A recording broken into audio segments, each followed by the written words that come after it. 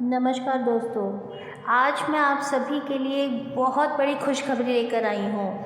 युवा वकीलों को बहुत ज़्यादा दिक्कतों का सामना करना पड़ता है अगर वो फर्स्ट जनरेशन लॉयर्स होते हैं, क्योंकि एक तो उनके घर में कोई नहीं है उनको सिखाने के लिए, और दूसरा अगर वो किसी सीनियर एडवोकेट को ज्वाइन करते हैं तो वहाँ पर भी उनको सीखने के लिए कुछ खास नहीं मिलता है, क्योंकि सीनियर एडवोकेट्स उनको बहुत जल्दी जल्दी को सिखाना नहीं चाहते हैं। और अगर कोई सीनियर एडवोकेट उनको अपने पास रख भी लेता है काम सिखाने के लिए तो उनको कुछ भी पे नहीं किया जाता है। एक तो डिग्री के ऊपर इतना पैसा खर्च होता है, फिर AIB का एग्ज़ाम क्लियर करना पड़ता है। इतना सब कुछ होने के बावजूद अगर फर्स्ट जनरेशन लॉयर्स हैं तो उनको बहुत सारी दिक्कतों का सामना करना पड़ता है। आप सभी ये अच्छे से जानते हैं कि आज का समय ऐसा समय है कि इतनी बड़ी डिग्री लेने के बावजूद अगर कोई लॉयर कोर्ट में जाता है और वो घर में 100 रुपये भी कमाकर नहीं लेकर आता है शाम को, तो उसको बहुत सारे ताने सुनने पड़ते हैं घर वालों के, और उसको खुद को बहुत मेंटल डिप्रेशन का सामना करना पड़ता है कि मैं इतना हाईली क्वालिफाइड होने के बावजूद अपने घर में 100 रुपये भी नहीं लेकर आया हूँ। तो इसी सारी चीज़ों को मद्देनज़र रखते हुए एक याचिका फाइल की गई थी Punjab and Haryana high court में, जिसमें क्या कहा गया था वो मैं आपको बताती हूँ। Punjab and Haryana high court के युवा वकीलों और लॉ इंटर्न के लिए न्यूनतम वजीफे के लिए मानकृत स्टाइपेंड और पारिश्रमिक दिशा निर्देश के लिए बार काउंसिल ऑफ इंडिया और बार council of Punjab and Haryana को निर्देश देने की मांग वाली याचिका पर नोटिस जारी किया है। इस खंडपीठ ने BCI और बार काउंसिल ऑफ पंजाब हरियाणा चंडीगढ़ को नोटिस जारी किया है कि केरल सरकार की योजना को रिकॉर्ड पर ध्यान रखते हुए निर्देश दिया कि 30 साल से कम उम्र के वकील, 3 साल से कम वकालत प्रैक्टिस और जिनकी वार्षिक आयु 1 लाख रुपए से कम है, उनको 3,000 रुपये स्टाइपेंड या पारिश्रमिक प्राप्त करने के पात्र होंगे। वैसे ये सब कुछ केरल हाई कोर्ट में वहाँ पर चलता है। यहाँ पर एक याचिका दायर की गई थी वकील विवेक तिवारी जी और अभिषेक मल्होत्रा के द्वारा जनहित याचिका दायर की गई थी, जिसमें BCI और बार council of Punjab and Haryana के द्वारा ये अपील की गई थी कि जूनियर वकीलों को कुछ न कुछ न्यूनतम स्टाइपेंड ज़रूर मिलना चाहिए, जिसके तहत न्यूनतम 15,000 रुपये और 5,000 रुपये जो लॉ इंटर्न्स है उसको दिया जाना अति आवश्यक है। क्योंकि इस याचिका में यह भी प्रकाश डाला गया था कि एक अनस्किल्ड लेबरर जो है वो न्यूनतम 12,623 रुपये प्राप्त करता है।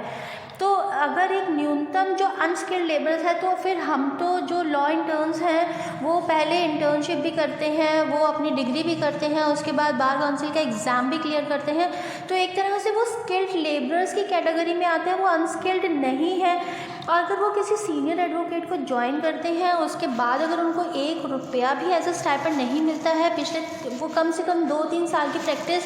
बिना किसी 1 रुपये के बिना भी अपने सीनियर्स के साथ लगे हुए करते रहते हैं और शाम को वो खाली हाथ घर चले जाते हैं,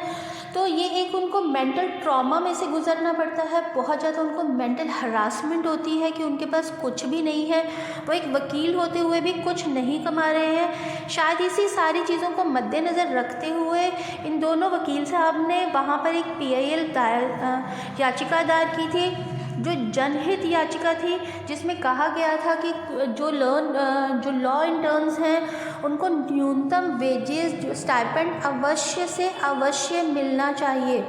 मैं आपको फिर भी एक बार दोबारा से जजमेंट पढ़ के सुना देती हूँ। The Punjab and Haryana high court recently issued notice to the bar council of India and the bar council of Punjab and Haryana and plea seeking minimum stipend for young and junior lawyers. Advocate Vivek Tiwari, the plea sought the formulation of guidelines on paying of stipend to young lawyers, a robust complaint redressal system, public awareness campaign, and periodic reporting to the court bench of acting Chief Justice Ritu Bheri and Justice Nidhi Gupta noted that the Kerala government has inaugurated a scheme under which lawyers under the age of 30 years with less than 3 years of law practice and annual income of less than rupees 1 lakh will be eligible to receive rupees 3,000 per month as stipend remuneration. सुना आपने, उन्होंने इस चीज़ को ध्यान में रखा कि Kerala government जो है, जो लॉयर्स 30 साल की उम्र से कम हैं, उनकी 3 साल से कम की लॉ प्रैक्टिस है और उनकी जो एनुअल इनकम है वो 1 लाख रुपए से कम है, उनको 3,000 रुपये पर मंथ एज स्टाइपेंड लेने के लिए वो एलिजिबल हैं।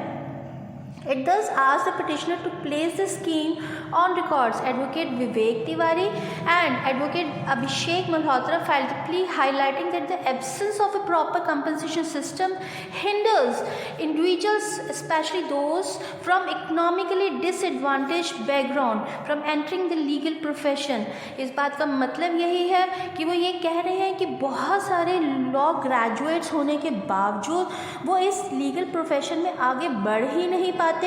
क्योंकि उनको प्रॉपर कंपनसेशन सिस्टम मिलता ही नहीं है। उनकी जेब में 100 रुपये भी नहीं आते हैं। बहुत सारी लड़कियां भी हैं जो लॉ ग्रेजुएट्स होने के बाद अपना करियर इसमें बनाना चाहती हैं, पर जब वो शाम को घर वापस जाती हैं तो उनकी जेब में 100 रुपये भी नहीं होते हैं। और इसमें मैं भी शामिल हूँ, मेरी भी जेब में 100 रुपये नहीं आते हैं, क्योंकि मैं एक रीसेंट लॉयर हूँ और मैंने अभी रिसेंटली अपनी लॉ कंप्लीट की है। तो मैं अपने एक सीनियर को साथ एसोसिएशन में जब आई हूँ, उसके बाद मुझे केसेस भी बहुत जल्दी नहीं मिलते हैं और मुझे कोई भी स्टाइपेंड नहीं मिलता है। Thus they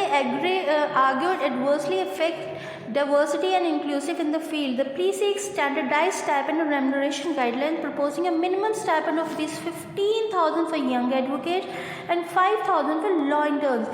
इस प्ली में ये रिक्वेस्ट की गई थी बेंच के सामने कि कम से कम 15,000 रुपये यंग एडवोकेट्स को और 5,000 रुपये लॉ इंटर्न्स को ज़रूर मिलने चाहिए। ये एक रिक्वेस्ट की गया था, ये प्रपोज किया गया था बेंच के सामने कि कम से कम इतना स्टाइपेंड ज़रूर 15,000 रुपये ज़रूर मिलने चाहिए। The petition is inspired by global best practice and emphasizes the need for BCI to frame the implementing guidelines ensuring fair compensation. The petitioner stated the instant case contends the absence of such a system not only deters potential advocates from pursuing legal education but also contributes to mental health issues and high attrition rates among young lawyers. वही बात हुई जो मैं आपको बता रही थी कि बहुत सारे यंग लॉयर्स जो फर्स्ट जनरेशन है, जर्नली वो लोग ये प्रॉब्लम फेस करते हैं कि उनको बहुत ज़्यादा मेंटल हेल्थ इश्यूज हो जाते हैं, वो मेंटल ट्रॉमा में से निकलते हैं क्योंकि उनकी जेब में 100 रुपये भी नहीं आते हैं जो वो शाम को अपने घर पहुंचते हैं। तो मैं आपसे यही रिक्वेस्ट करना चाहती हूँ कि ये जो एक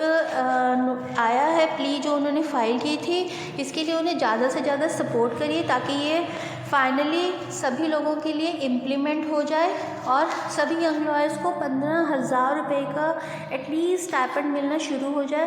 ताकि उनके इस प्रोफेशन की तरफ इंटरेस्ट जनरेट रहे। कहीं ये ना हो जैसे मैंने भी एक व्यू बनाया था कि मैं शायद हो सकता है कि इस प्रोफेशन को छोड़ दूँ क्योंकि मेरी जेब में 100 रुपये भी नहीं आते हैं by the end of the day. तो मेरा भी यही मन था कि मैं इस प्रोफेशन को क्विट कर दूं, पर बहुत सारे अच्छे लॉयर्स ऑलरेडी अवेलेबल हैं, तो इस वजह से और बहुत अच्छी बेंच अवेलेबल है जिन्होंने यंग लॉयर्स के लिए ऐसा कुछ सोचा है। तो शायद इन सारी चीज़ों को सुनने के बाद मेरा भी इंटरेस्ट जनरेट होगा। तो मैं आप सभी से यही रिक्वेस्ट करूँगी कि कुछ ऐसे लॉयर्स जो अपने आप को इस प्रोफेशन से हटाना चाहते हैं, वो मेंटल ट्रॉमा में से गुजर रहे हैं, तो ऐसा कुछ नहीं है। सभी के लिए बहुत बड़ी खुशखबरी आई है कि कम से कम 15,000 रुपये यंग एडवोकेट्स को एज अ स्टाइपेंड मिल सकता है और 5,000 रुपये लॉ इंटर्न्स को मिल सकता है। कुछ और भी ऐसा ऑप्शन अवेलेबल होना चाहिए गवर्नमेंट की तरफ से, कोर्ट की तरफ से, कि कोई भी यंग एडवोकेट जो अपने आप को इनरोल करवाते हैं तो उसके through minimum 5 cases young advocates को कोर्ट की तरफ से प्रोवाइड करवाने चाहिए। मिनिमम 5 पर मंथ के हिसाब से या 2 महीने के हिसाब से 4 या 5 केसेस उनको कोर्ट की तरफ से प्रोवाइड होने चाहिए जब उन्होंने अपने आप को इनरोल करवा ही लिया। इसके लिए भी एक प्ली हम लोग ज़रूर रिक्वेस्ट करेंगे सीनियर एडवोकेट्स को कि वो भी एक प्ली लगाएं कि जब हम एक बार काउंसिल में अपने आप को जोड़ लेते हैं तो हमारे को अगर केसेस नहीं मिलते हैं, हमें नहीं पता है कि केसेस कैसे लेने हैं, तो कम से कम हमें BCI की तरफ से ही मिनिमम 5 केसेस अलॉट करवाए जाएं। आपको जानकारी अच्छी लगी तो कृपया मेरे को सब्सक्राइब करिए, फॉलो करिए। आपका बहुत बहुत शुक्रिया। मैं ऐसी अपडेट आपको देती रहूँ।